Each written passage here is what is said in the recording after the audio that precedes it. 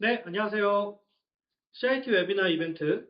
오늘 첫 번째 웨비나 시간으로 HCI 칼리지 제7기 입학설명회를 시작하도록 하겠습니다. 저는 웨비나 진행을 맡은 장진규라고 합니다. 만나서 반갑습니다. 우선 오늘 웨비나에 이렇게 참석해주신 여러분들께 진심으로 감사드립니다.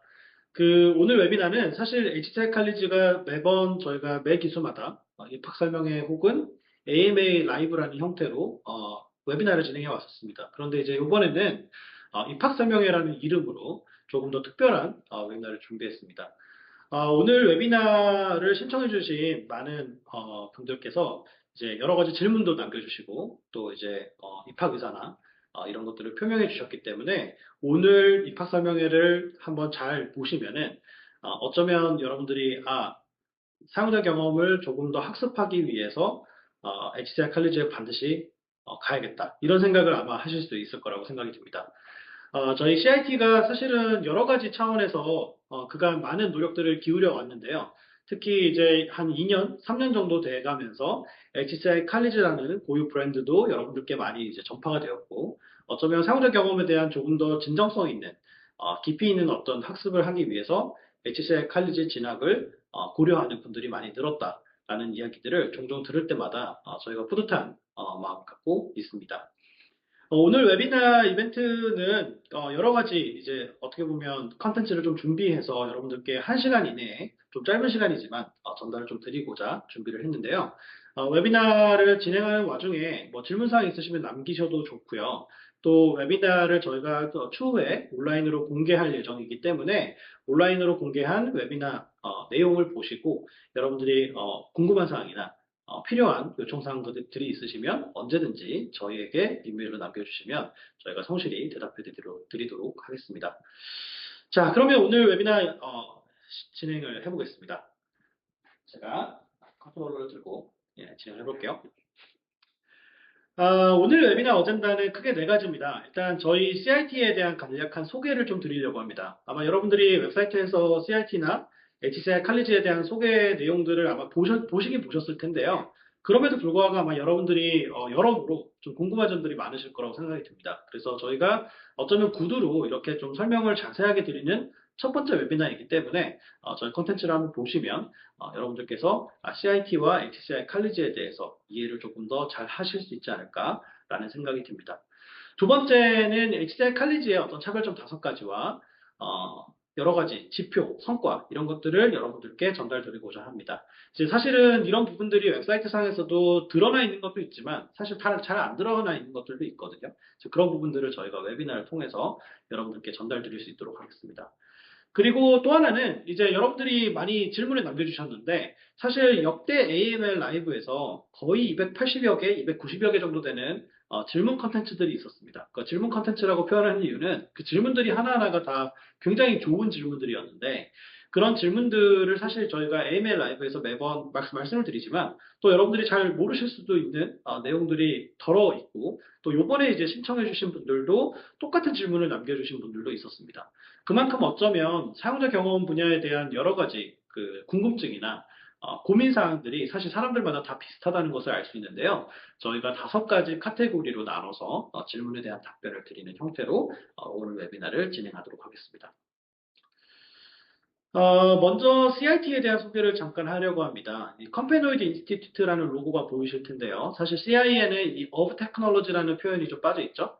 저희 CI에는 이제 of technology라는 표현이 빠져 있습니다만 full name은 Companoid Institute of Technology입니다.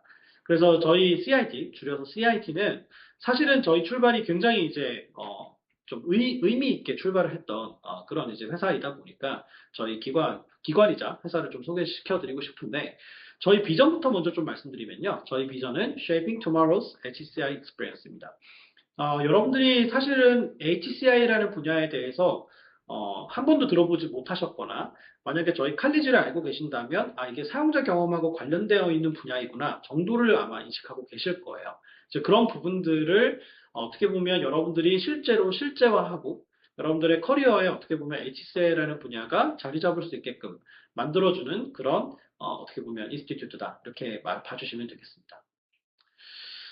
저희 CIT는 앞서 말씀드린 것과 같이 굉장히 의미 있게 출발을 했는데요. 저희가 지금 현재는 서울 AI 허브로 바뀐 AI 양재 허브와의 협업으로 이제 저희가 처음으로 UX 인재 양성 프로그램이라는 것을 만들었습니다. 그게 이제 UX Design for AI라는 이름으로 처음 프로그램을 만들었고요.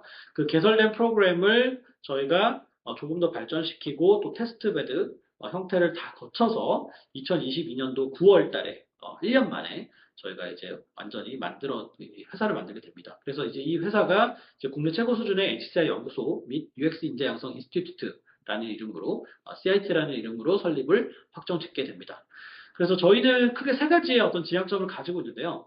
기본적으로 HCI 연구소이기 때문에 세계적 수준의 HCI 연구소의 역할을 하는 것이 저희가 가지고 있는 지향점 중에 하나이고요.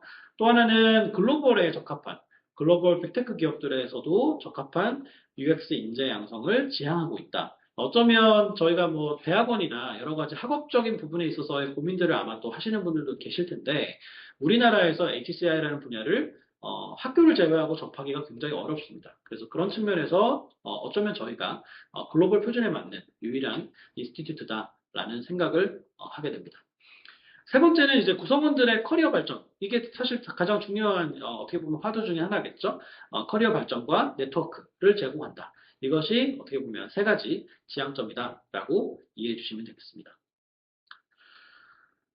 저희가 이제 이런 비전을 달성하기 위해서 여러 가지 미션과 밸류를 가지고 있는데요. 저희 미션은 Empowering HCI Pioneers to Dream Together입니다. 사실 HCI라는 분야는 학업으로서, 학문 분야로서 정립된 지도 그렇게 오래되지 않았고요. 그럼에도 불구하고 우리가 지금 이해하고 있는 컴퓨팅 기술의 어떤 여러 가지 혁신적인 측면에서 살펴보면 굉장히 어떻게 보면 HCI라는 분야가 기여한 바가 큽니다. 그래서 어쩌면 이 분야에 대한 관심도가 서서히 올라가고 있고, 오늘 제가 말씀드릴 내용들 중에도 이제 있습니다만, 인공지능 기술이 최근에 발전을 하면서 여러모로 휴먼 컴퓨터 인터랙션이라는 분야의 패러다임도 많이 바뀌고 있습니다. 그래서 어쩌면 여러분들이 아직은 HCI 분야에 어떤 뭐랄까요 연구 경험이나 이런 것들이 없으시지만 HCI 분야의 어떤 파이오니어로서 역할을 함으로써 우리가 함께 꿈꾸는 사용자 경험 혁신에 관련된 미래를 함께 그려보자라는 차원에서 이제 이런 형태의 미션들을 수행하겠다라는 얘기들을 말씀드리고 있습니다. 저희 미션은 그래서 기본적으로는 저희가 HCI 연구소의 역할을 할 것이기 때문에 연구와 논문으로 증명을 해나가는 게 하나의 미션입니다. 그래서 기초 지식을 전파하는 것이 주된 목적 중에 하나이고요.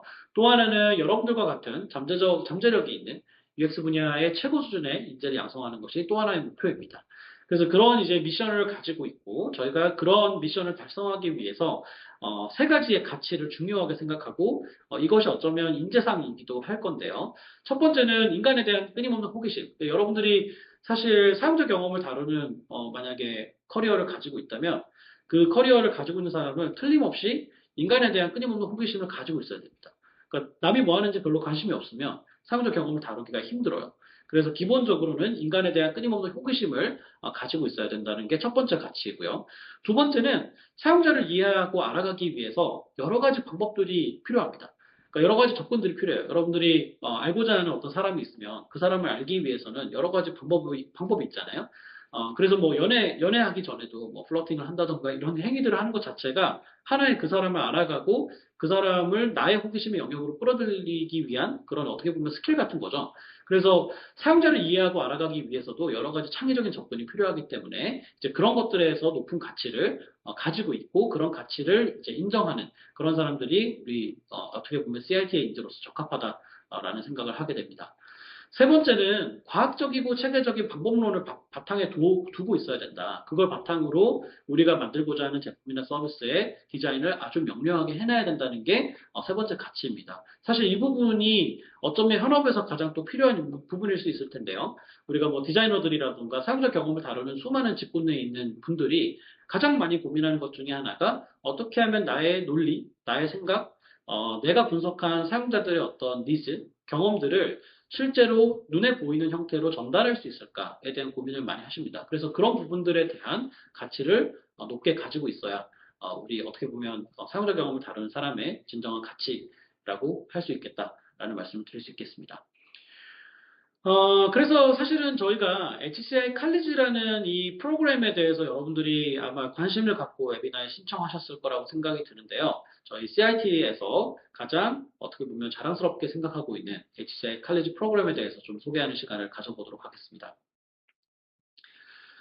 칼리지는 기본적으로, HCI 칼리지는 기본적으로 글로벌 UX 인재 양성 프로그램입니다. 그래서 글로벌 수준에 맞는, 글로벌 타겟의 빅테크 기업들이 추구하는 인재들에 맞는 그런 수준의 어떤 사용자 경험 전문성을 가진 인재를 양성하겠다라는 게 HCI 칼리지 프로그램의 핵심이고요.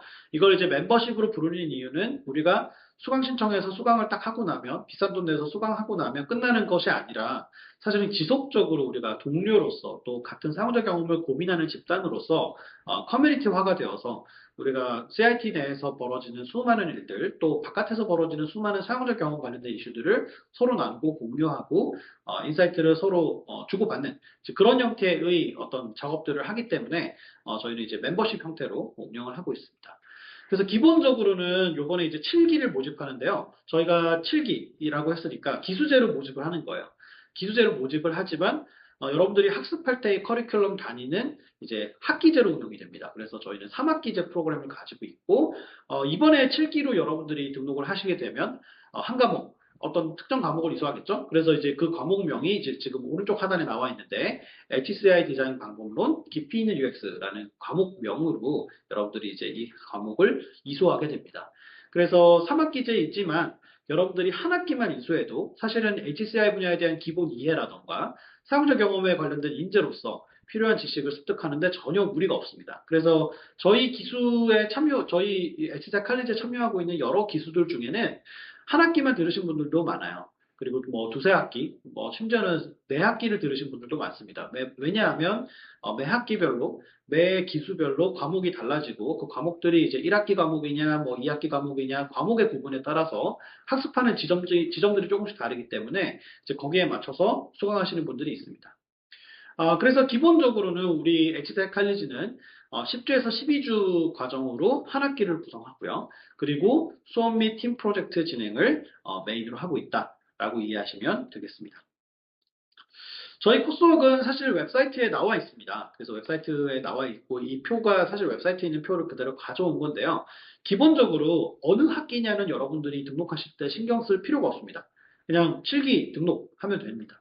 네, 7기 등록하면 되고 사실 그 학기에 진행하는 이제 수업 같은 것 때문에 좀 이제 궁금해하시는 분들이 있으신데 기본적으로는 학기제로 운영하는 건 저희가 이제 코스웍을 어떻게 운영하겠다라는 어떻게 보면 타임테이블 같은 거고요. 실제 여러분들이 들으실 때는 예를 들면 요번에 엑스액 칼리지 7기에서는 제 7기에서는 HCI 디자인 방법론이라는 수업을 가르치거든요. 그러면 이제 이 방법론 과목은 방법론이라는 이름이 써져 있으니까 2학기 수업이 아닌가? 라고 착각하기 쉽지만 사실은 2학기 과목은 맞아요. 맞는데 실제로 지금 현재 7기는 1학기에 해당하는 코스웍입니다. 그래서 제가 드리고 싶은 말씀은 어떤 과목을 수강하시게 되더라도 HCI에 대한 기초적인 이해는 다 시켜드리고 넘어간다 라는 말씀을 드리고 싶고요. 요번에 방법론 과목은 사실 이전에 없었던 어떻게 보면 방법론의 총알을 다루는 어떻게 보면 여러 방법론들을 그냥 하나로 합쳐놨어요. 그래서 여러분들이 아마 방법론 수업을 들으신다면 이번 기수에 등록하시는 것이 굉장히 유용할 수 있습니다. 왜냐하면 뭐 하나하나 따로 뭐 서베이 방법론 따로 듣고 이렇게 하려면 돈도 많이 들잖아요. 그래서 저희가 이제 이것들을 12주 안에 압축시키기 위해서 많은 노력을 기울였기 때문에 이번 방법론 수업을 놓치지 마시라라는 말씀을 꼭 드립니다. 칼리지는 저희가 이제 여러 가지 차별성이 있는데요. 사실 여러분들이 그 차별성에 대해서 그 아마 웹사이트상에서 확인해 보셨으면 그표 같은 게 있으실 거예요. 근데 저희가 강조하는 건 이렇습니다. 형태가 다르고요. 커리큘럼이 다르고요. 비용, 특징, 베네핏 이렇게 5가지가 다릅니다. 그리고 이제 다르다는 거는 뭔가 비교 상대가 있어야겠죠. 비교는 주로 뭐 인터넷 VOD 기반의 어떤 교육 에듀테크 스타트업들이 제공하는 사용자 경험이나 UI 디자인 관련된 그런 뭐 수업 같은 것들 있잖아요. 그런 강의들과 그다음에 이제 여러분들이 아마 진학할 때 고민하게 될 대학원과의 비교를 이제 저희가 기준으로 삼았을 때 5가지 정도 차별성이 있습니다.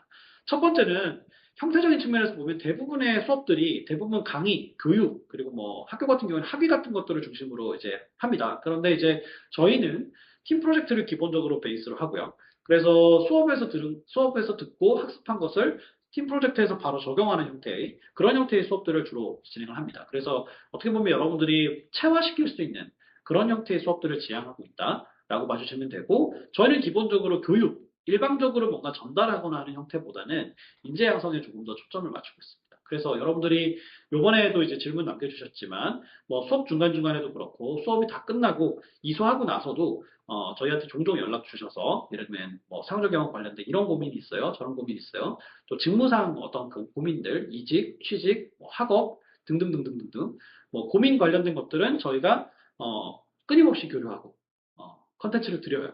그러니까 인재 형성이라는 목적에 부합하려면 뭐 하나 수업 이수했으니까 됐지 이렇게 생각하지 않는다는 겁니다. 그래서 기본적으로 이런 형태를 띠고 있는 것이 어쩌면 여러분들이 뭐 타사에 있는 어떤 에듀테크 스타트업들이 제공하는 교육 프로그램들하고는 차별점이 있다라는 말씀을 드리고 싶고요. 두 번째로 커리큘럼 같은 경우에는 단순히 뭐 3학기제이니까 왜 3학기를 굳이 했느냐, 뭐 비용도 비싸게 받아가면서 이제 그런 생각들을 하시기가 쉬운데 저희는 기본적으로 어떤 이론적인 베이스, 기초, 그리고 위에 방법론이 얹어지고 거기에 실무의 어떤 경험이 얹어져야지 비로소 여러분들의 학습이 완성된다고 생각합니다. 그래서 이게 저희가 학기제를 구성한 것도 그리고 수업의 어떤 차별성을 학기별로 다르게 가져가는 이유도 HCI에 대한 기초적인 이해들은 동일하지만 그걸 리서치 차원에서 풀 때랑 프로덕트들을 디자인하거나 기획할 때 또 예를 들면 프로타입을 만들 때 다 다른 널리지가 필요하거든요. 이제 그런 것들을 체계적으로 학습하게 만들기 위해서 커리큘럼을 구성했다라는 말씀을 드립니다. 그래서 이런 것들이 어떻게 보면 학교라던가 학원에서 이루는 볼 수 없는 그런 형태의 커리큘럼이라고 보시면 되고요. 그리고 비용적인 측면도 이제 사실 저희가 많이 지적 아닌 지적, 그리고 이제 오픈 카톡방이나 이런 데서 보면 비용이 너무 비싸다라는 말씀들을 많이 하시는데요. 저희 비용이 사실은 비싸지 않은 걸 비교를 해보시면 이해하실 수 있습니다. 기본적으로 저희도 이제 사용자 리서치를 하거든요. 이제 어떻게 보면 기존의 테크 스타트업들의 수업들에서 강의들을 소강해 보신 분들한테 물어보면 대부분 말씀하시는 게, 한 강의당 그래도 평균 한 3, 40만 원 쓴 것 같아요. 라고 말씀하시고요. 대부분 3, 4개씩 들으세요. 그래서 왜 그러시냐고 물어봤어요. 그랬더니 대부분 말씀하시는 내용이 뭐냐면, 아, 한 수업 듣고 나서 불안해졌어요. 그러니까 예를 들면 학습을 했는데, 다 했는데 뭔가 채워지지 않았어요. 그래서 또 다른 거 찾아보고 또 듣고 이런 형태를 많이 하신다는 거예요.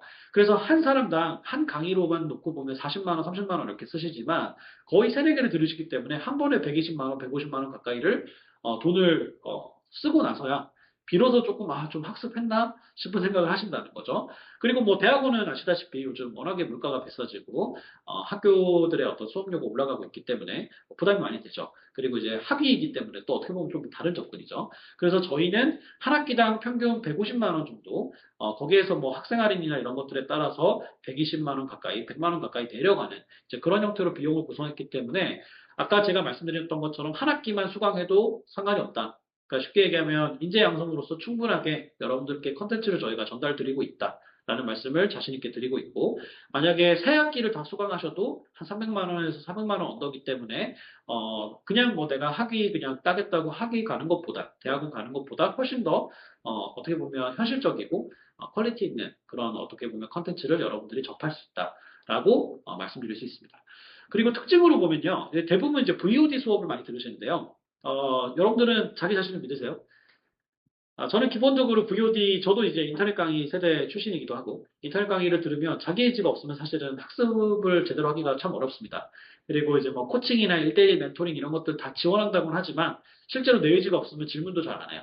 그래서 사실은 저희는 무조건 실시간으로 대면 혹은 비대면 수업을 지향하고 있고요. 그리고 오피스 아워라던가 뭐 여러 가지 이제 그 방식들을 통해서 여러분들과 만나서 직접 수업을 하고 문제 해결도 같이 하는 그런 형태의 수업을 지향하고 있습니다. 그리고 사실은 이제 베네핏도 굉장히 중요할 건데요. 이제 일회성 멘토링이나 이런 것들이 아니라 저희는 한 번 인연을 맺으면 계속해서 가는 저희 커뮤니티에서 계속해서 이제 인연을 맺고 계속해서 도움을 드리고 또 컨텐츠에 대해서 또 고민하는 이제 그런 형태의 어떤 커뮤니티성을 띠고 있고 실제로 뭐 논문이라던가 이런 것들은 작성을 하려면 뭐 12주 한 학기 가지고 되지 않아요. 보통은 1년, 2년 가까이 페이퍼 작업을 하는데 그 작업도 저희가 다 같이 붙어서 합니다. 뭐 추가 비용이 드느냐 이런 것들 없고요.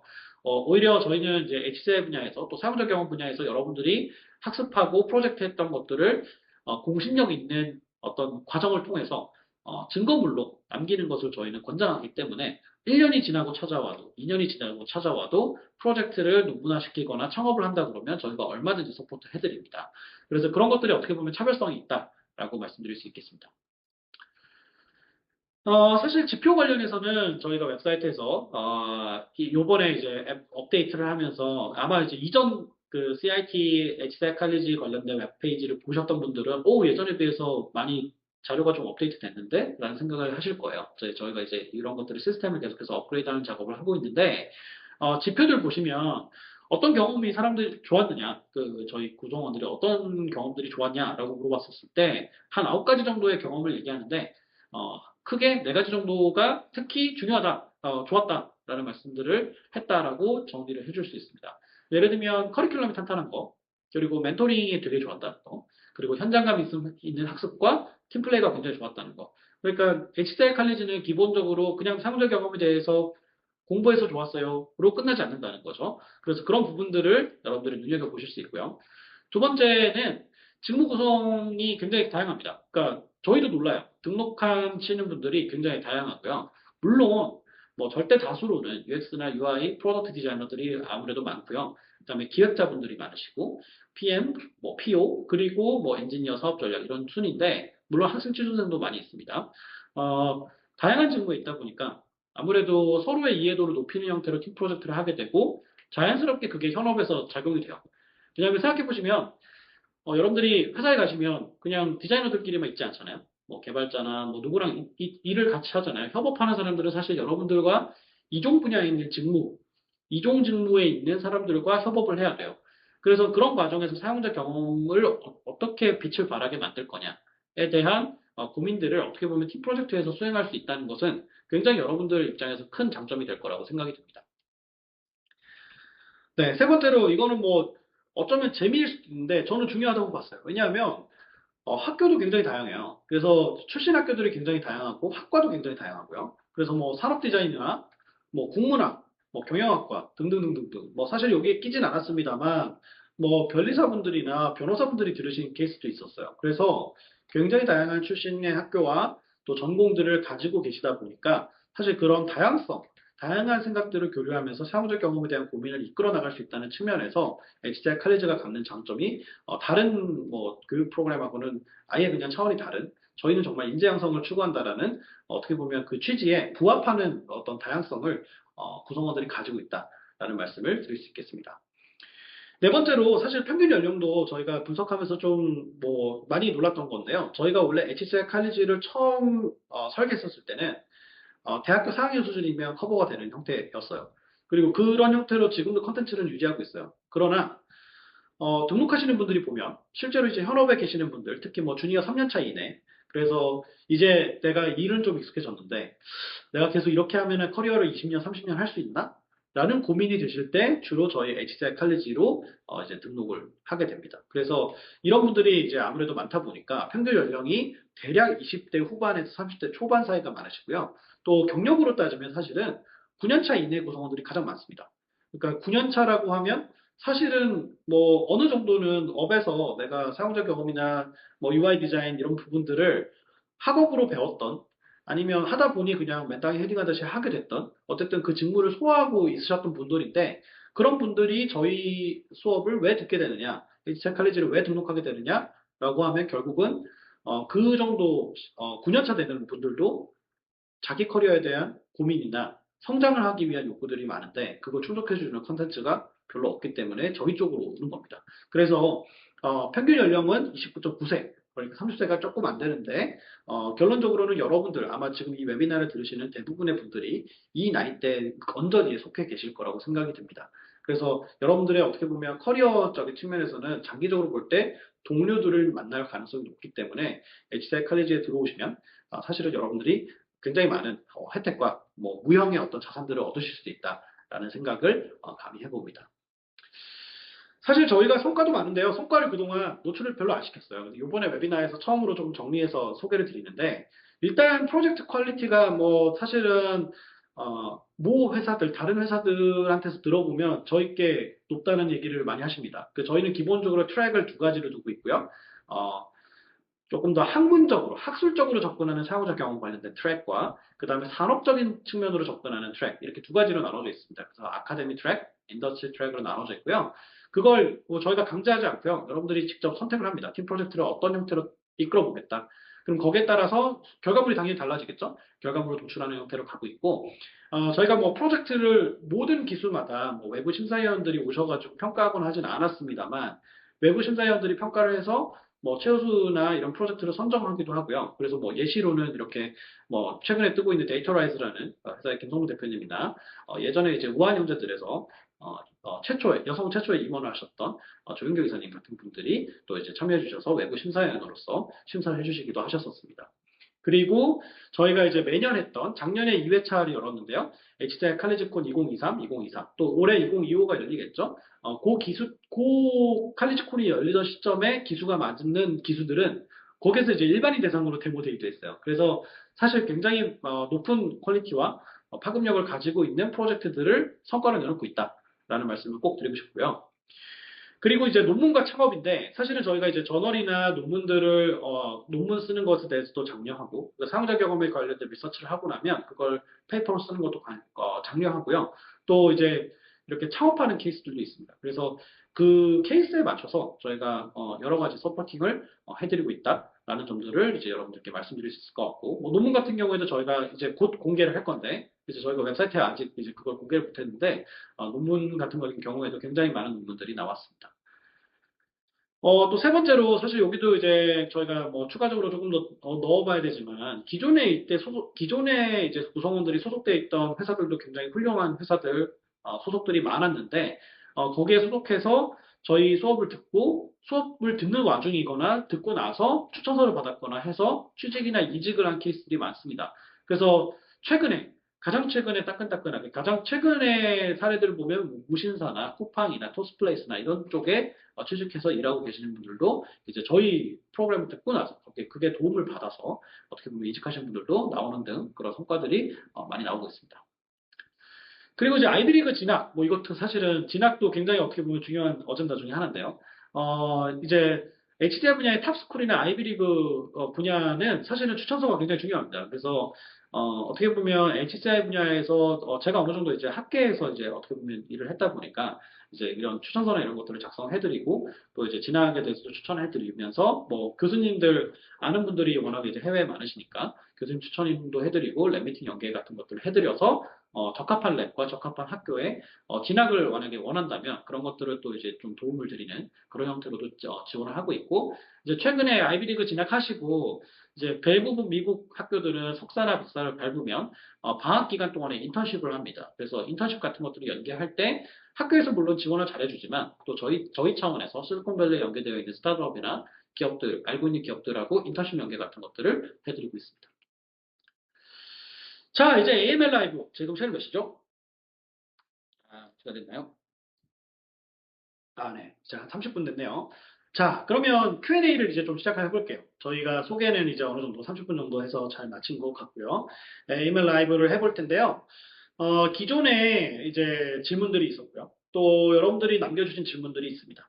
그래서 그런 질문들 한 279가지, 9가지의 질문들에서 이제 저희가 카테고리를 공통분모로 뽑고 질문들을 추출해서 최대한 이제 많은 질문들에 좀 대응을 해드리려고 축약을 해봤습니다. 예전에 이제 AML 라이브를 질문 온 거를 속속 다 했더니 너무 시간이 많이 걸렸어요. 그래서 오늘 웨비나는 어떻게든 여러분들의 집중도를 고려해서 1시간 이내로 할 것이기 때문에 남은 한 30분, 한 20분에서 30분 정도 동안 이 질문들에 대해서 답변을 드리는 형태로 준비를 했습니다. 한번 얘기를 해볼게요.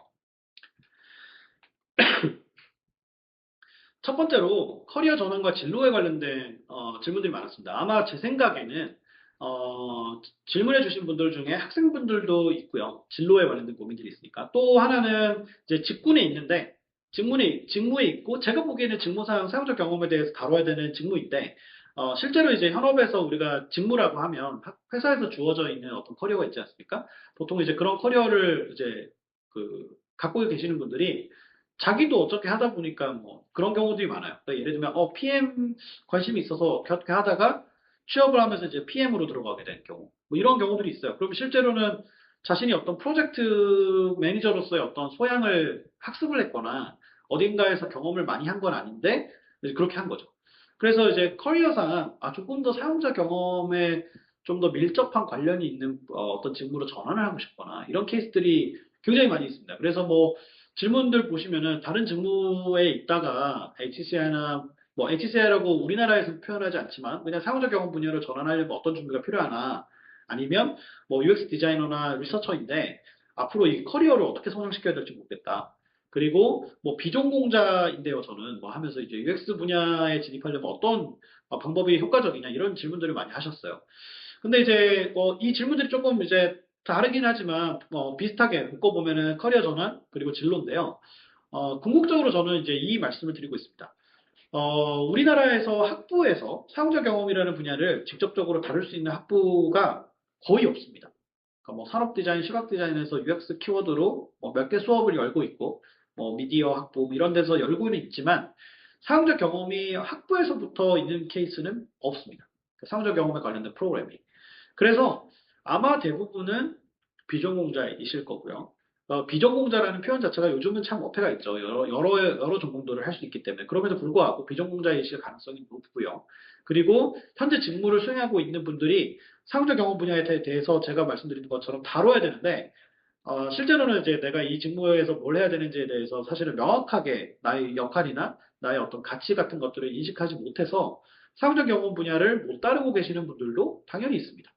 그래서 기본적으로는 이 분야, 사용자 경험 분야로 전환을 하려면 어떤 준비가 필요하냐라고 한다면 일단 뭐 명목상으로는 사용자 경험 분야에 대한 학습이 필요해요. 그래서 사실 HCI 칼리지 같은 것들이 존재하는 것이고요. 또 하나 좀 말씀을 드린다면 이게 전환한다는 거는 예를 들면 여러분들이 마케터를 하다가 개발자로 전환하겠다. 그러면 개발에 대한 어떤 전문 지식이나 이런 것들을 학습하지 않으면 어렵잖아요. 그래서 전환이 참 어렵죠. 그런데 대부분 사용자 경험 분야로 전환할 때 사람들이 전환을 고려하는 이유 중에 하나가 내가 좀 접근해 볼 만한 느낌이 들거든요. 그래서 접근해 보려고 하면 생각보다 좀 쉽지가 않은, 그래서 이제 이런 질문들이 많이 나와요. 그래서 저는 기본적으로, 아까도 제가 말씀드렸지만, 사용자 경험 분야로 전환을 하려면 사용자에 대한 관심과 그 관심을 실제로 사용자들에 대한 이해를 할 수 있는 수준의 데이터로 수집을 하고, 그 데이터를 분석하고, 그걸 바탕으로 사용자 경험에 관련된 설계와 디자인을 할 수 있는 역량을 갖춰야 된다. 그게 어떻게 보면 최소한의 준비이고요. 그 준비가 안 돼 있는 상태에서 그냥 내가 디자인 좀 해봐야지 해서 UX 디자이너라고 해놓고 피그마 좀 익혀가지고 해봐야지 라고 하면 대부분 성장을 하지 못하고 멈추거나 취업을 한 번은 할 수 있지만 커리어가 그 다음 단계로 이어나가지 못하는 케이스가 대부분입니다. 그래서 제가 아까 말씀드렸던 것처럼 사용자 경험 분야로 전환을 하려면 생각보다 많은 부분에서의 학습이 필요하기 때문에 일단 신중하셔야 되고요. 두 번째는 사용자 경험에 관련된 분야라고 한다면 이 분야에 대해서 학습할 수 있는 내용들이 사실 무궁무진하게 많습니다.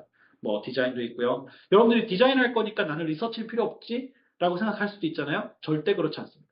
요즘은 사용자 경험 디자이너들이 사실은 우리나라에서는 UI 디자이너라고 불리는 직군에서 데이터를 다룰 일이 예전에는 없었어요. 요즘은 요구합니다. 데이터를 못 다루면 사용자 경험을 디자인한다라고 표현하기가 참 민망해요. 그래서 여러분들이 그러면 디자이너도 디자이너로서의 소양도 익혀야 되지만 데이터를 분석하거나 데이터를 수집하는 것과 관련된 아이디어와 인사이트도 가지고 있어야겠죠. 그래서 그런 부분에 있어서는 여러분들이 많은 준비가 필요하다. 그래서 뭐 데이터 통계 분석이나 이런 것들도 사실은 해야 된다라는 말씀을 꼭 드리고요. 커리어 성장 같은 경우에는 사실은 여러 얘기들을 많이 합니다만 기본적으로는 사용자 경험 분야의 커리어를 쌓고 계시는 분들이 나중에는 결국은 매니저 직군으로 올라가요. 이거는 뭐 개발자나 다른 직군도 마찬가지지만 매니저로 올라가죠. 그러면 프로덕트 오너가 될 수도 있고요. 조금 헤드 프로덕트 PM이 될 수도 있고, PM, 프로젝트 매니저가 될 수도 있고요. 또 커리어의 성장 경로상 보면은 UX 디자이너가 그냥 UX 디자이너로 30년씩 가는 경우는 글로벌 빅테크 기업들에서도 별로 없습니다. 대부분은 디자이너나 리서치에서 조금 더 한 단계 올라가게 되면 프로덕트를 전체로 총괄하는 형태의 어떤 직군으로 가게 됩니다. 그래서 커리어 성장을 하는 데 있어서 여러분들이 이미 UX 디자이너나 UX 리서처로의 일을 하고 있다면 커리어 성장을 시키기 위해서 여러분들이 해야 될 일은 의외로 스킬적인 부분에서의 사용자 경험을 다루는 어떤 그런 것들을 더 뭐 성장시키는 것도 물론 중요하지만 가장 중요한 것 중에 하나는 팀 빌드업하고 사람들과 어떻게 협업할 거냐. 거기에 관련된 고민을 많이 하시는 것이 성장 경로에 아마 큰 도움이 되실 겁니다. 그래서 그런 부분들이 사실은 이루어져야 여러분들이 이제 조금 더 높은 위치에서 프로덕트를 총괄하고 비즈니스까지 고민하는 위치까지 가실 수 있다라는 말씀을 꼭 드립니다. 그리고 아까 이제 말씀에서 사실 대답이 있었는데요. 비전공자가 UX 분야에 진입하기 위해서 필요한 거 다 필요합니다. 다 필요합니다. 다 필요한데 비전공자라고 말씀을 스스로 하시는 분들이 보면 아예 그냥 정말 뭐 호텔 경영학과, 호텔 관광 뭐 학과 이런 학과에 계시는 분들이 나 UX 쪽을 하고 싶은데 어떻게 해야 되죠? 라는 질문을 하세요. 그러면 저는 이제 대답은 하나입니다. 사용자 경험 분야에 대한 학습을 학교에서 뭔가 할 기회를 잃었다면 외부에서 가장 빠른 방식으로 접근해서 뭐 HCR 칼리지도 되고요. 어떤 식으로든 교육을 받으셔서 어떻게 보면 이 분야에 대한 스킬과 기본적인 이해도를 높이는 형태로 작업을 하셔라. 그리고 거기에 맞는 프로젝트를 여러분들이 여러분들의 것으로 만들어서 해보는 경험이 되게 중요하다라는 말씀을 드릴 수 있습니다. 그래서 첫 번째, 커리어 전환과 진로와 관련된 얘기를 해봤는데요. 커리어 전환과 진로에 있어서 정답은 없습니다. 제가 오늘 말씀드렸던 얘기도 정답은 아니에요. 그렇지만 그동안 제가 뭐 저희 선후배들 쭉 그동안의 흐름들 쭉 돌이켜 봤었을 때 커리어 전환과 진로, 특히 상호작 경험 분야에서 가장 중요한 것은 상호작 경험이라는 것은 어떤 기술, 어떤 하나의 기술도 아니고 어떤 하나의 컨셉도 아니기 때문에 굉장히 복합적인 영역이기 때문에 여러분들이 여러 가지 사고 능력과 여러 가지 그 분야에서의 어떤 관심 이런 것들이 사실은 기본적으로 전제되어 있어야지 이 커리어를 더 성장시키고 발전시킬 수 있다라는 말씀을 꼭 드립니다. 두 번째로 교육과 역량 개발 관련된 부분인데요. 이 질문 정말 많이 받아요. 그러니까 사실은 제 생각에는 HCI 칼리지를 제외하면 이 질문을 던질 뭔가 기관이 없는 것 같아요. 그래서 어떤 질문을 많이 하냐면 대학원 진학이 실무적으로 도움이 되나요? 라는 질문을 사실 많이 말씀하시고요. 또 이걸 만약에 해외랑 비교해 보면 그냥 실무를 할까요? 실무를 그냥 할까요? 돈도 벌어야 되고요. 아니면 해외 대학원 진학을 할까요? 이런 얘기들도 많이 질문을 하시고요. 또 현업에서 그러면 UX 역량을 발전시키려면 어떤 학습을 해야 되느냐라는 질문도 많이 하세요. 근데 저는 여기에 대해서 굉장히 단호하게 답변 드리는데, 첫 번째, 대학원 진학이 실무적으로 어떤 도움이 되나요?라고 물어본다면, 사실은 대학원의 목적이 뭔지를 여러분들이 잘 이해하고 있지 못한 겁니다. 대학원의 석박사 학위는 사실은 HCI UX뿐만 아니라 대부분의 분야들에서 대학원 진학의 주목적은 자기 스스로 문제 해결 능력을 배양하기 위함이에요. 그러니까 대학원 진학은 사실 대학원에서 뭔가 컨텐츠를 학습하고 여러분들이 예를 들면 어떤 교수님 유명하다 해서 HCI 대학원 진학했어요. 그 교수님이 여러분들한테 HCI 분야에 관련돼서 뭔가 실질적인 컨텐츠를 전달해서 여러분들한테 학습을 시키는 것은 극히 일부거나 없습니다. 교수님들은 내버려둬요. 방치해요. 나의 인생이 바쁘거든요. 그래서 기본적으로는 여러분들이 대학원 진학을 하시면 여러분들이 스스로 학습하고 스스로 문제 해결하고 스스로 관심을 두지 않으면 그냥 학위과정 뭐 석사 2년 그냥 하다가 지나갑니다. 솔직히 얘기해서 HCI 분야에 석사했다는 분들 중에 연구 방법론을 하나도 모르는 분들도 널리고 널렸어요. 뭐라고 밝히지 않겠지만 그런 분들이 사용자 경험 관련된 그런 그 교육 프로그램 내에서 VOD 찍고 이런 케이스도 저는 들어봤어요. 근데 저는 이제 실체를 알고 있는 측면에서는 조금 우습죠. 근데 이제 제가 왜 이 말씀드리냐면 그분들을 폄하해서 하는 말씀이 아니라 대학원 진학은 애초에 여러분들이 실무적으로 도움이 될 거냐? 그러면 하나도 없습니다. 하나도 없는데 그런데 그럼 대학은 왜 가냐? 라고 하면 여러분들이 맞닥뜨릴 수많은 문제들, 사용자 경험 관련된 수많은 문제들은 사실은 여러분들이 그냥 디자인을 하신다면 디자인 그 자체에서 벌어지지 않습니다. 비즈니스적으로 벌어질 수도 있고요. 개발 차원에서 벌어질 수도 있고요. 여러 가지 문제들이 복합적으로 작용을 해서 여러분들의 사용자 경험 디자인을 망칠 겁니다. 그래서 그런 문제를 해결하는 해결 능력을 키우는 것, 문제 해결 능력을 키우는 데 있어서 대학원 진학이 도움이 될 겁니다. 그리고 HCI 칼리지는 사실 그런 부분에 있어서 대학원 진학까지는 사실은 마음의 결정을 못했고 대학원 진학까지 하기엔 부담스럽고 하기보다는 실질적인 어떤 능력을 배양하고 싶다. 라고 하시는 분들을 위해서 사실은 HCI 칼리지라는 프로그램이 만들어졌다. 이렇게 봐주시면 좋을 것 같아요. 그래서 대학원에 대한 얘기는 이렇게 얘기할 수 있을 것 같고요.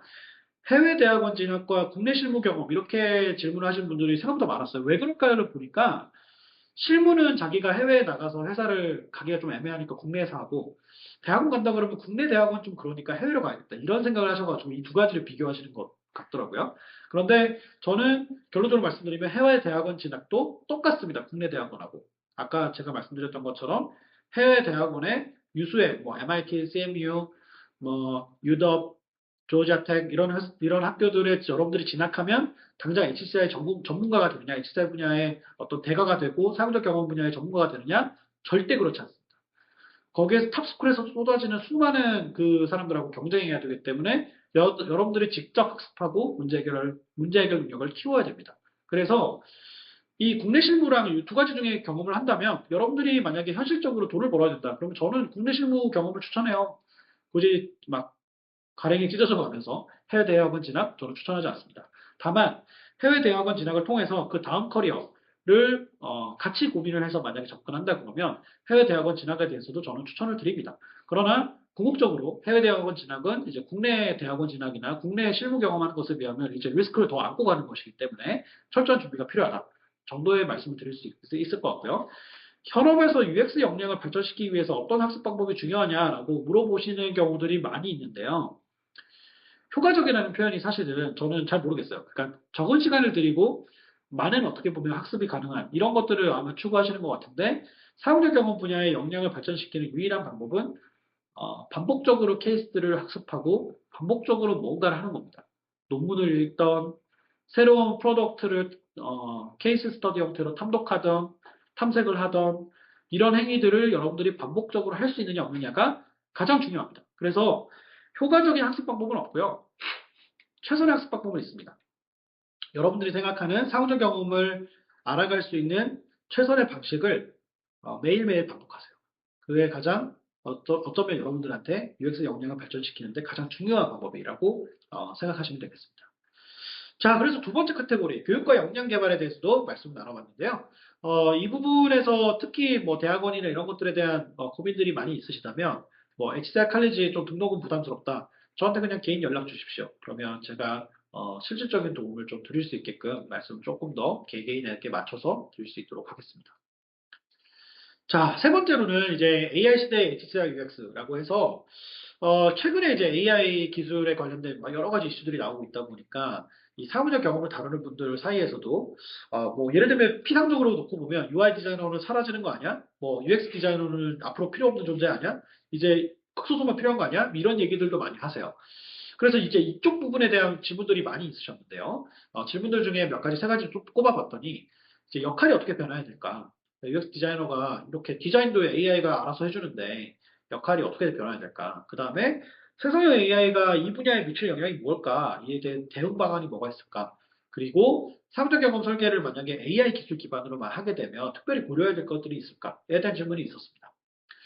아마 이제 여러분들 중에는 AI 기술에 관심 없고 나는 AI랑 관련 없어 하시는 분들도 있으실 수 있어요.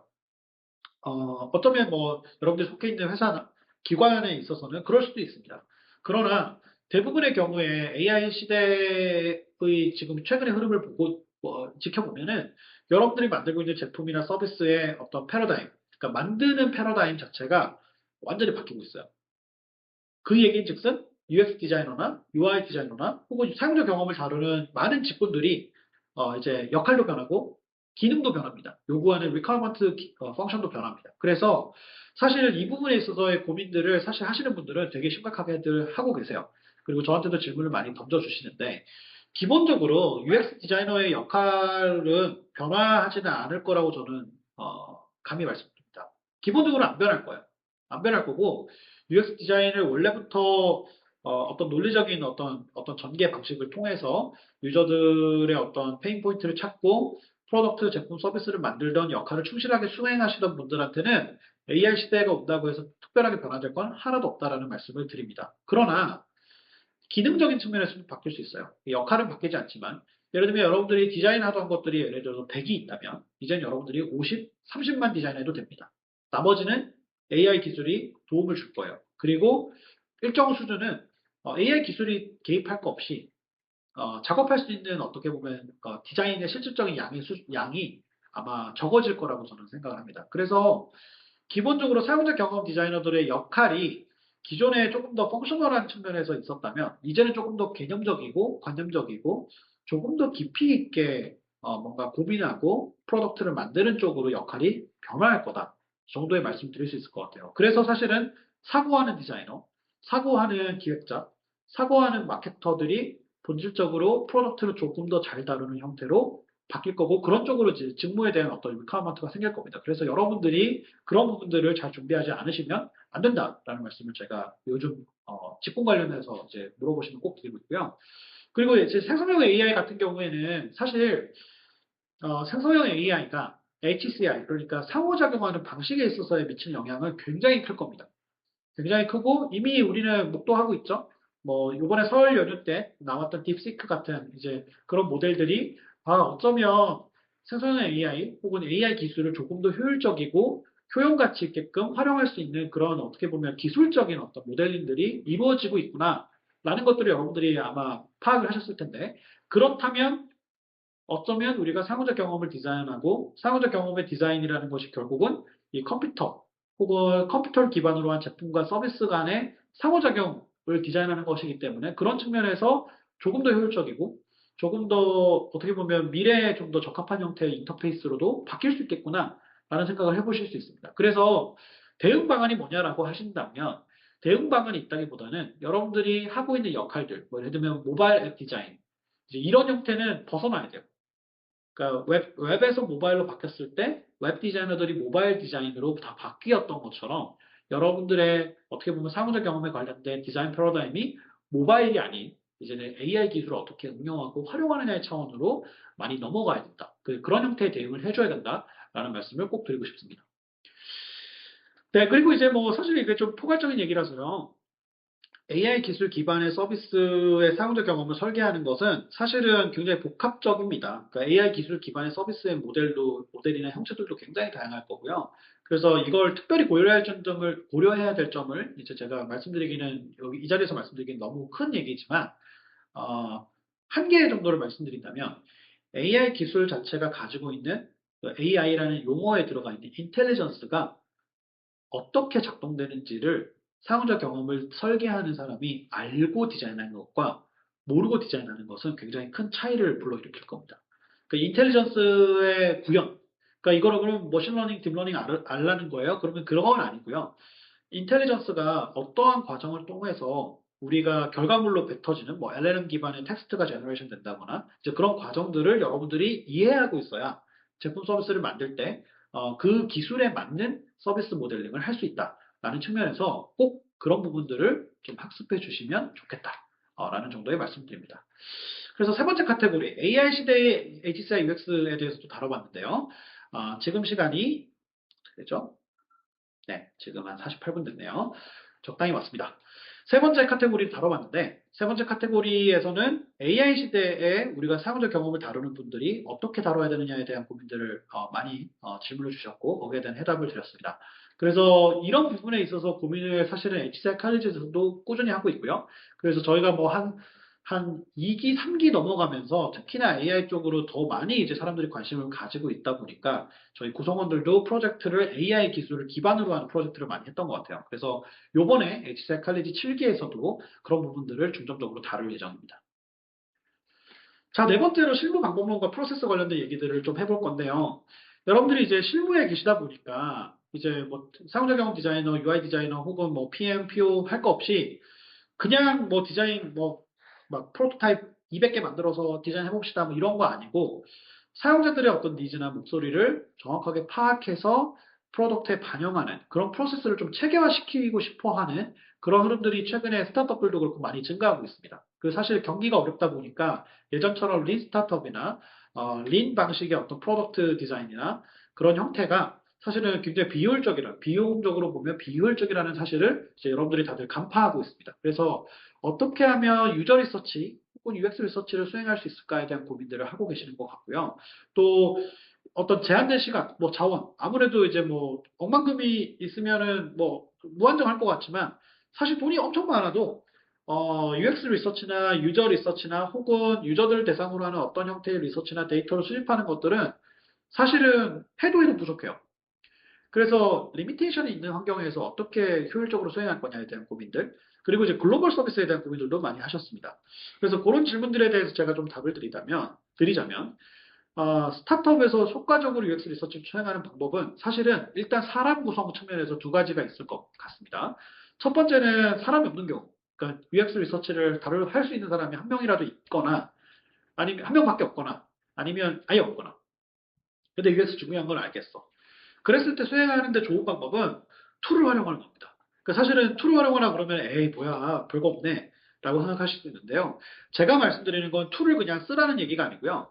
그 툴에서 내가 얻고자 하는 사용자에 관련된 인사이트를 뭘 얻을 수 있는지를 툴을 보시고 저는 이제 그 말씀 많이 드리거든요. 막 스타트업들이 유행처럼 툴을 써요. 그래서 유저 관련된 데이터도 여기서 모았다가 저기서 모았다가 막 하고 막 여기에서 뭘 모으는지는 몰라. 그냥 일단 모을 수 있대. 그럼 모아요 일단. 일단 모으고 그 다음에 데이터 분석하려면 거기서부터 이제 머리가 아픈 거예요. 그래서 저는 추천하는 방식이 뭐냐면 여러분들이 UX 리서치, 유저 리서치 학습 전혀 안 했어도 여러분들이 그냥 상식선에서 생각해 보면 유저에 대해서 내가 뭘 파악할 건지를 최대한 구체적으로 설정한 다음에 그 구체성 있는 설정에 답을 얻을 수 있는 데이터를 수집할 수 있는 툴을 찾으세요. 그렇게 들어가서 유명하지 않은 툴이어도 상관없습니다. 우리가 유저를 알아가기 위해서 필요한 툴이라면 그게 최고의 툴인 거죠.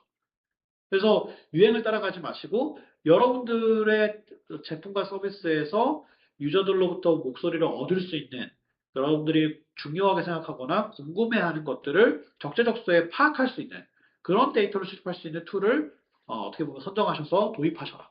일단 도입하고 데이터 분석을 해보면 그러면 거기서부터 감이 생기실 겁니다. 그게 어떻게 보면 스타트업에서 가장 효과적인 방식이고요. 만약에 내부에 UX 리서치를 할 수 있는 사람이 한 명이라도 있다, 두 명 있다. 아우, 최고죠. 최고죠. 그러면 효과적으로 할 수 있는 건 여러 가지가 있습니다만, 저희가 이제 HCI 칼리지에서 아마 이번에 7기에서도 다룰 것 같은데요. 문제를 설정하고 그 문제를 해결하기 위해서 어떤 가설을 설정할 겁니다. 그 가설을 얼마나 잘 설정하느냐가 효과적인 리서치의 핵심입니다. 그래서 여러분들이 만약에 가설이라는 걸 세워야 되는 상황이라면 가설을 최대한 잘 세우는 방향으로 하는 것이 효과적인 UX 리서치를 하는데 가장 중요한 비법 중에 하나입니다. 대부분 가설을 간과해요. 왜 그런지 아세요? 빨리빨리 넘어가야 되기 때문에 여러분들 대부분 다 가설 세우는 거를 좀 못하시는 것도 있고 이만하면 됐지 뭐 내가 궁금한 게 이건데 라고 설정하면 더 이상 그걸 안 건드리거든요. 근데 저는 가설 설정하는데 시간을 제일 많이 씁니다. 그리고 설정이 딱 되는 순간 그 다음부터 뒤에 벌어지는 리서치는 굉장히 빨리 진행돼요. 그 정도로 사실은 문제 정의하고 가설 설정하는데 시간과 공을 많이 들여야 됩니다. 그게 가장 효과적인 UX 리서치를 수행하는 방법이다라는 말씀을 꼭 드리고 싶습니다. 자, 그리고 이제 제한된 시간이나 자원. 이게 사실은 아까 앞에서 얘기했던 거랑 좀 비슷한 건데, 시간과 자원이라는 것도 사실 스펙트럼이 좀 넓습니다. 그러니까 시간이라는 건 예를 들면 우리가 한 달 이내에 결론을 내야 되느냐, 2주 안에 결론을 내야 되느냐에 따라서 좀 다르고요. 자원이라는 것도 사람이 부족하냐, 자금이 부족하냐, 아니면 우리가 리서치할 대상의 타겟 모수가 부족하냐에 따라서도 다릅니다. 그래서 뭐라 이제 일반화시켜서 얘기할 수는 없는데 효과적이라는 표현을 여러분들이 잘 생각해 보셔야 돼요. 만약에 한 달이라는 시간이 있다. 그러니까 한 달이 어떠한 형태의 리서치를 하느냐에 따라서는 되게 효과성이 중요할 수도 있고요. 어쩌면 한 달은 되게 여유 있는 시간일 수도 있어요. 그래서 저는 추천드리는 방법은 제한된 시간과 자원의 종류가 여러 가지가 있으면 그 타입들의 속성들을 잘 파악해보고 그 속성에 맞는 연구 범위를 정하세요. 이 범위 설정을 잘못하면 효과적이지 않게 되거나 자원을 낭비하거나 아니면 시간 내에 도저히 수행을 못하게 되거나 그런 상황들이 벌어집니다. 그래서 효과적인 사용자 경험 리서치를 하려면 역설적이게도 사용자 경험 리서치를 효과적으로 하는 게 아니라 제한된 시간과 자원이 무엇이 있고 여기에서 어떤 규모의 리서치가 가능한지를 판별하는 게 가장 효과적인 방법입니다. 그래서 그런 부분들에 대한 고민들을 한번 잘 보시라고 말씀드리고 싶고요. 사실은 이 질문들이 나올 때 글로벌 서비스에 관련된 질문도 많았어요. 근데 왜 그럴까 생각해보면 요즘 뭐 이미 모바일 시대, 모바일 앱이나 서비스 같은 것들은 언어만 대응해도 글로벌 서비스로 런칭을 해볼 수가 있습니다. 그래서 글로벌 서비스 기획을 많이 이제 요구받게 되고 직무적으로도 많이 다루시게 되는데 언어 대응을 해보면 언어 대응만으로 끝나지 않는 숙제들이 굉장히 많죠. 그래서 글로벌 서비스를 기획할 때 UX 관점에서 가장 고려해야 될 핵심 요소가 한 가지만 꼽자면 무엇이냐라고 해서 한 가지만 꼽자면 문화입니다. 컬처. 생각보다 사람들은 비슷하지만 또 생각보다 사람들은 나라마다 굉장히 다릅니다. 그래서 컬처를 이해하는 건 생각보다 굉장히 중요한 과제 중에 하나입니다. 예를 들면 여러분들이 사용자 경험을 설계하는 데 있어서 여러분들의 사용자 경험을 설계하고 그걸 실제로 프로덕트에 반영할 때 해당 프로덕트가 클라우드 환경에서 작동된다고 생각해 보죠. 그러면 이 클라우드 환경이라는 건 기본적으로 온라인 베이스일 겁니다. 그래서 통신 환경이 원활해야 돼요. 근데 여러분들이 예를 들면 글로벌 서비스를 하면서 아프리카나 온라인 서비스가 좀 어려운 환경에 있는 나라에 서비스를 할 거예요. 그런데 여러분들이 그걸 클라우드 형태로 다 처리해 버리면 여러분들의 사용자 경험이 제대로 사용자 경험 설계가 제대로 전달이 안 되겠죠. 그래서 이럴 때는 그쪽에 환경적인 문제가 이런 게 있구나. 그쪽의 문화는 예를 들면 지도도 다운받아서 쓰는 문화구나. 그러면 우리도 클라우드로 제공할 것들을 다운을 받아서 쓰게끔 하는 형태로 바꿔야겠다. 이런 형태의 고민들을 해볼 수 있을 거예요. 그래서 글로벌 서비스를 기획할 때는 기본적으로 컬처, 그 나라의 문화를 고려해라라는 거고요. 그걸 조금 더 넓은 차원에서 보면 특성이라고 할 수도 있겠죠. 그러나 제가 이제 문화라고 하는 이유는 그게 예를 들면 통신 서비스가 되는데도 불구하고 사람들이 다운받는 경우도 있어요. 왜냐하면 그게 이제 그 나라만의 컬처 같은 거예요. 그러니까 클라우드로 받으면 클라우드로 그냥 서비스를 받는 컬처가 아니고 무조건 뭐 다운받고 이런 것들이 더 익숙한 컬처들이 있거든요. 그런 컬처를 적용받는 나라에서는 여러분들 클라우드 서비스를 하면 오히려 사용자 경험의 어떤 딜리버리 수준이 떨어집니다.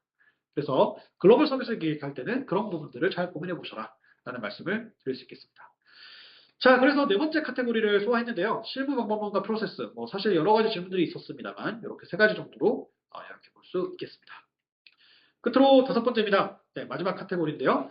산업 트렌드와 전망에 대해서 말씀드려 볼게요. 이제 앞으로가 중요할 테고 또 HCL 칼리지 이 웨비나를 입학 설명회 웨비나를 들으시는 분들은 아마 칼리지에 대한 고민도 있으실 거고 또 이제 앞으로 미래에 대해서 어떻게 펼쳐질지 거기에 따라서 사용자 경험에 대한 고민을 어떻게 가져가야 될지에 대해서 아마 많은 고민들을 하실 거라고 생각이 듭니다.